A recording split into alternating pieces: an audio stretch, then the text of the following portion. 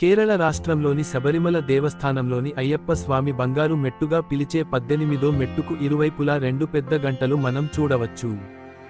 ఇవి 18దో మెట్టు ఎక్కుతున్న భక్తుడికి తత్వమసి అనే వేద శ్లోకంతో ఓంకార ధ్వనితో స్వాగతం పలుకుతాయి. వీటికి ఒక ప్రత్యేకత ఉంది. 1950వ సంవత్సరంలో శబరిమల ఆలయంలో అగ్నిప్రమాదం సంభవించింది. ఆ ఆలయం పునర్నిర్మించే సమయంలో ఆలయంలో దెబ్బతిన్న పంచలోహ విగ్రహాన్ని పునరుద్ధరించాలని నిర్ణయించారు. విశ్వకర్మ వంశీయులు చెంగనూరు తట్టవిల సోదరులు అయ్యప్ప పనికర్, నీలకంఠ పనికర్లు తయారు చేసిన కొత్త అయ్యప్ప విగ్రహాన్ని ప్రతిష్టాపనకు సిద్ధం చేశారు. నిర్జీవ పాత విగ్రహాన్ని నది లేదా సముద్రంలో నిమజ్జనం చేస్తారు. కానీ ఆ విశ్వకర్మ వంశ సోదరులకు మదిలో కొన్ని కోట్ల మంది దర్శించుకున్న ఆ మూర్తిని నిమజ్జనం చేయడానికి మనస్సు రాలేదు. అప్పటి దేవాలయ యాజమాన్యం, తంత్రిల అనుమతితో ఆ పాతమూర్తి దైవత్వం భక్తుల కంటికి కనపడే విధముగా స్వామివారి 18దో మెట్టు దగ్గర 2 గంటల రూపంలో ఏర్పాటు చేశారు. మన అందరికీ ఓంకార ధ్వనిలో ఆ పాత పంచలోహ మూర్తి దైవత్వాన్ని ఇలా లోకానికి అందించిన ఆ విశ్వకర్మ వంశ సోదరులను ఇప్పటికీ స్మరించుకుంటారు.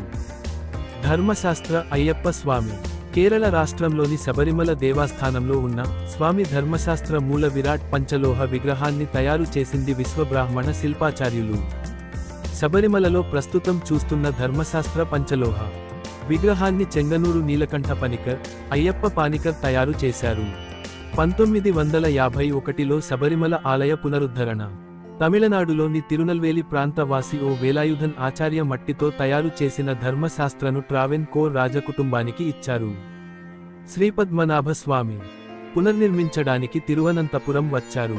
దీనిని ఆధారంగా చేసుకొని చెంగనూరు ప్రాంతములోని సుపరస, విశ్వజ్ఞ గోత్రీకులైన నీలకంఠ పనికర్ ఆచార్య, అయ్యప్ప పనికర్ ఆచార్య సోదరులు. మొదట్లో వీరు శిలాశిల్పులు, అనంతరం పంచలోహ మూర్తులను తయారు చేశారు. మావెలిక్కర కందియూర్ కొచ్చు తోప్పిల్ వద్ద స్వర్ణపతాకాన్ని కరుణాకరన్ ఆచార్య తయారు చేశారు. నాగర్ కోయిల్కు చెందిన కృష్ణన్ ఆచార్య ఈ రాతి పనిని చేశారు. అయ్యప్ప పనికర్ ఆచార్య కుమారులు ఇప్పటికీ కూడా ఇదే వృత్తిలో కొనసాగుతున్నారు. వీరి ఇంటి పేరు తట్టవిల రాజరత్నం ఆచార్య.